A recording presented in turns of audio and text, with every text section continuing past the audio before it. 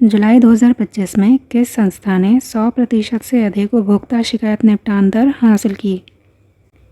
इसका correct answer है NCDRC।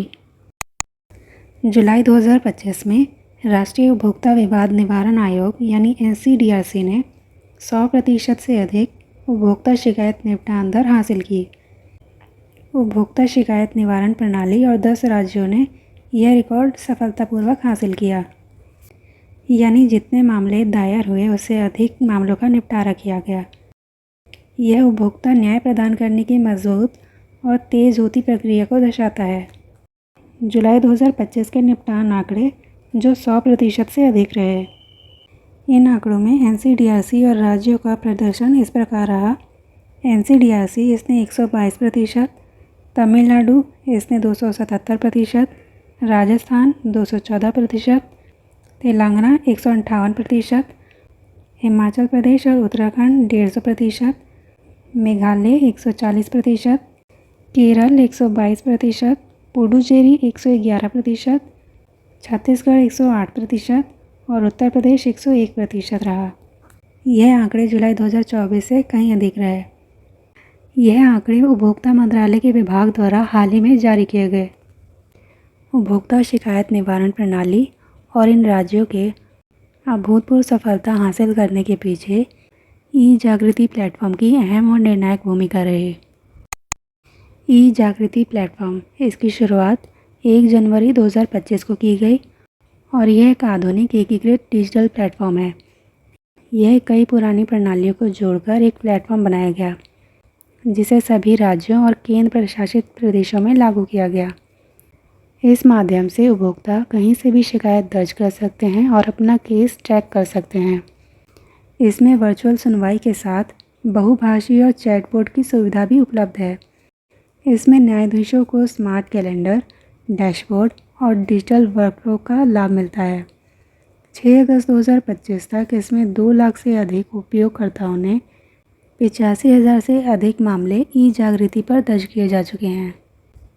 यह सुविधा तेज, पारदर्शी और सुलभ उपभोक्ता न्याय प्रणाली की दिशा में एक महत्वपूर्ण कदम है। NCDRC यानी राष्ट्रीय उपभोक्ता विवाद निवारण आयोग, इसकी स्थापना 1988 में की गई और इसका मुख्यालय नई दिल्ली में है। यह भारत का अर्ध न्यायिक निकाय है। उपभोक्ता संरक्षण अधिनियम 1986 के तहत इसे स्थापित किया गया।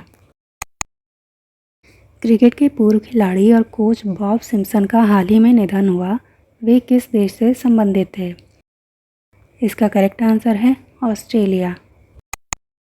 क्रिकेट के पूर्व खिलाड़ी और कोच बॉब सिम्पसन का हाल ही में निधन हुआ। वे ऑस्ट्रेलिया से संबंधित थे। वे ऑस्ट्रेलिया के पूर्व कप्तान, ऑलराउंडर और कोच रहे। इन्होंने 1957 से 1978 के बीच 62 मैच खेले, जिसमें 4,859 रन, 10 शतक और 27 अर्धशतक रहे। इसके अलावा इनका सर्वोच्च स्कोर 311 रहा। इन्होंने स्लिप में 110 कैच, गेंदबाजी में 71 विकेट और 2 बार 5 विकेट लेने की उपलब्धि हासिल की। इन्होंने ऑस्ट्रेलियाई कप्तान के रूप में अपनी टीम को 62 में से 39 टेस्ट में जीत दिलाई। बॉब सिम्पसन 1980 के दशक में कोच बने और अनुशासन और फिटनेस पर जोर दिया। इन्होंने 1987 में विश्व कप और 1989 में एशेज कप जिताने में अहम भूमिका निभाई। इनकी कोचिंग से 1990 के दशक में ऑस्ट्रेलिया ने मजबूत नींव रखी। इन्हें order of Australia, sports of all fame और क्रिकेट हॉल ऑफ फेम से भी सम्मानित किया गया। Asian open short track speed skating trophy 2025 की मेज़बानी पहली बार कौन सा देश करेगा? इसका करेक्ट आंसर है भारत।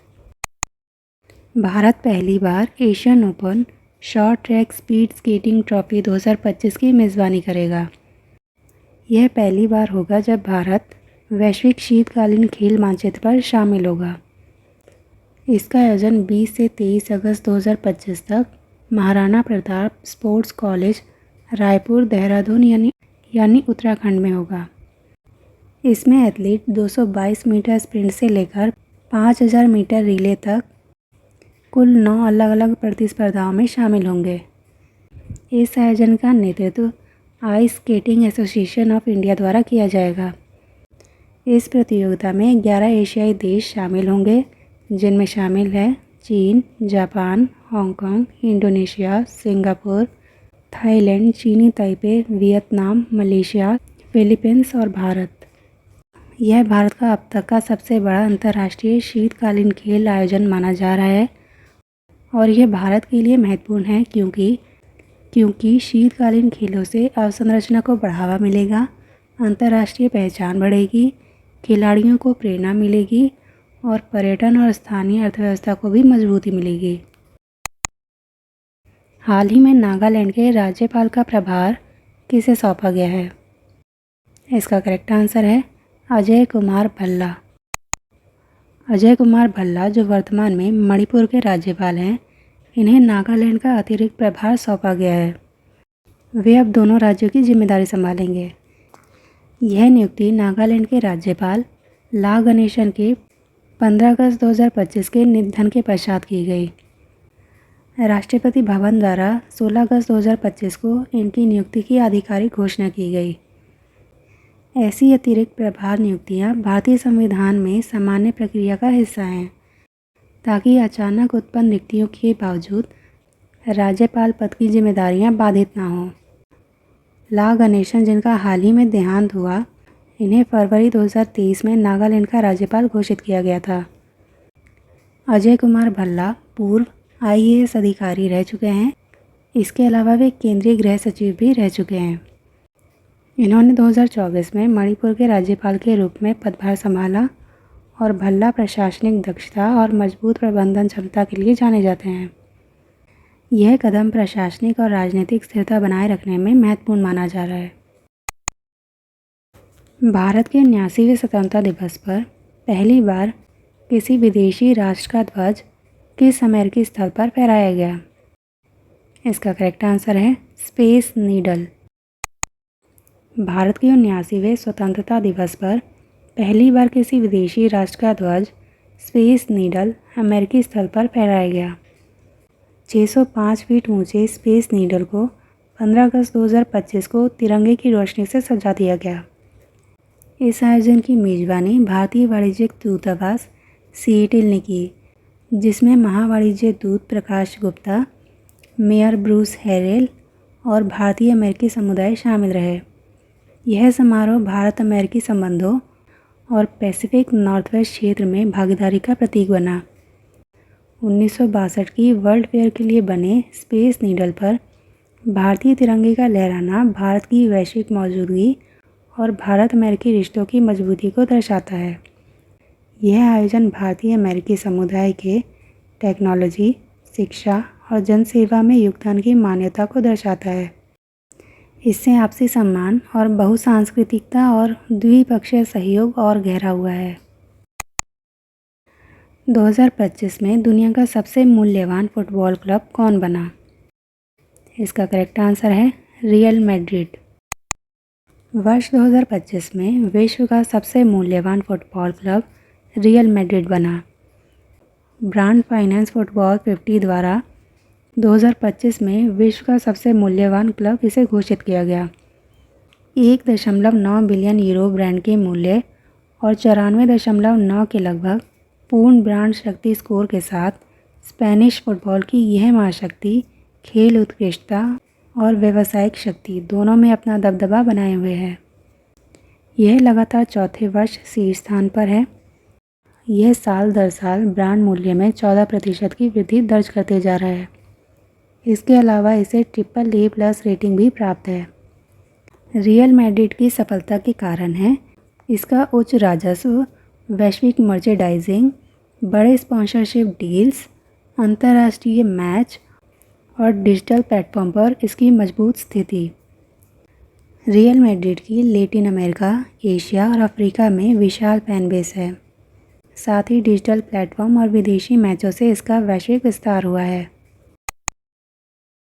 भारत का 89वां चेस ग्रैंड मास्टर कौन बना? इसका करेक्ट आंसर है रोहित कृष्णा एस। रोहित कृष्णा एस भारत के 89वें चेस ग्रैंड मास्टर बने हैं। इन्होंने कजाकिस्तान के अलमाटी मास्टर्स कोनोएव कप में अपना अंतिम जीएम नॉर्म पूरा किया।